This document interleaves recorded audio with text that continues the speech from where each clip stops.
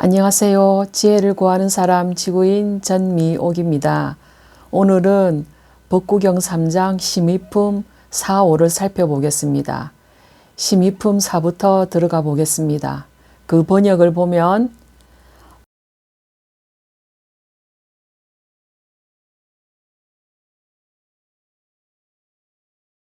마음은 홀로 움직여 가고 덮여 있고 감추어져 모양이 없다. 마음을 드러내 도에 가까우면 마구니의 구속에서 벗어난다. 심의품 4의 번역이었습니다. 심의품 4에서도 역시 마음의 성질과 특징에 대하여 언급하고 있습니다.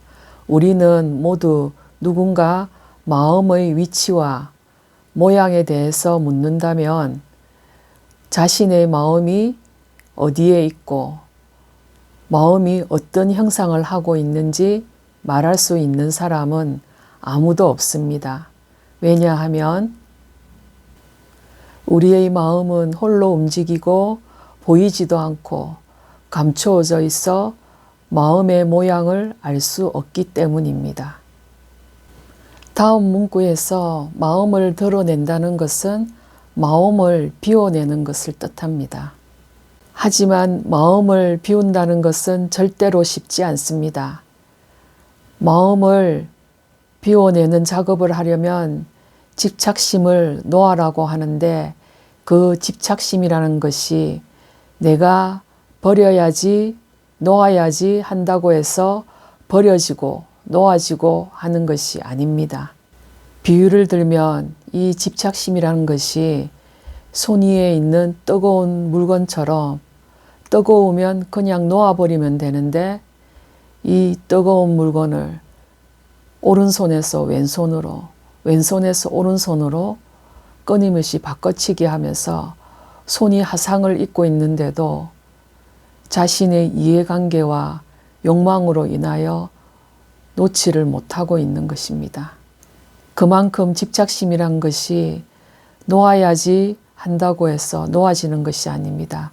결국은 마음 수행을 통해서만 가능한 일입니다. 그래서 이 마음을 비워낼수록 도에 가까워진다고 하는 것입니다. 도에 가까워지면 결국은 마구니의 구속에서 벗어나 자유로워지는 것입니다. 여기서 마구니는 어떤 형상이 있는 악기를 말하는 것이 아니고 우리 마음속에서 일어나는 온갖 번뇌나 욕망을 말하는 것입니다.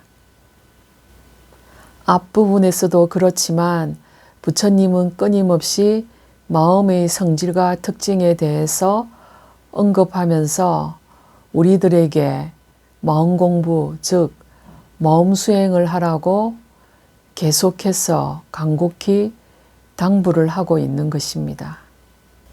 심의품 5로 들어가겠습니다. 그 번역을 보면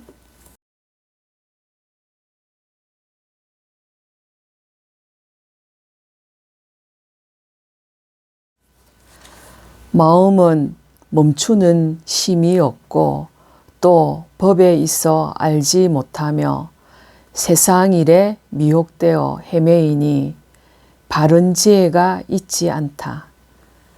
심의품 5의 번역이었습니다.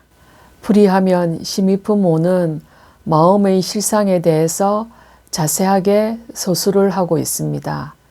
불교에서는 마음을 끝없는 의식의 흐름으로 보고 있으며 빌헤름 분트와 함께 근대 심리학의 창시자로 일컬어지는 미국 심리학의 아버지인 윌리엄 제임스도 이 마음을 의식의 흐름으로 보았습니다. 지금 현재 뇌를 연구하고 있는 현대의 뇌과학자들도 우리의 의식을 담당하고 있는 뇌는 단 한순간도 쉬지 않고 작동이 되고 있다고 말하고 있습니다.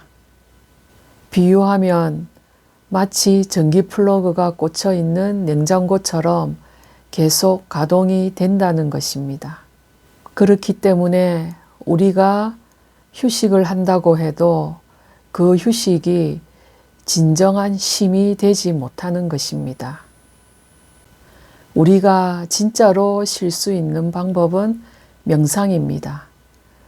우리가 명상을 할 때 진정으로 우리 몸과 마음이 쉴 수 있다고 합니다. 명상에 대해서는 다음에 제가 때를 보아서 따로 설명을 한번 드리겠습니다. 여기서 잠깐 언급드릴 것이 있습니다. 내가 우리의 의식을 담당하고 있다고 해서 내가 마음이라는 뜻은 아닙니다.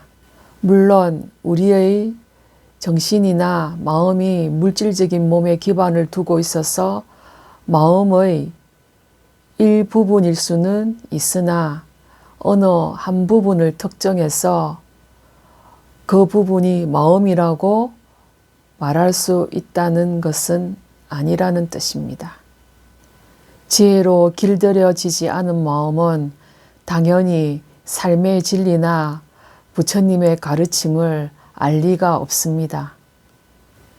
그렇게 지혜가 없다 보니 세상 일에 홀려 정신을 차리지 못하고 갈피를 잡지 못하니 헤매이게 되는 것입니다. 그러므로 바른 지혜가 있을래야 있을 수가 없는 것입니다. 다음 시간에는 심의품 6과 7로 찾아뵙겠습니다. 시청해 주셔서 감사합니다.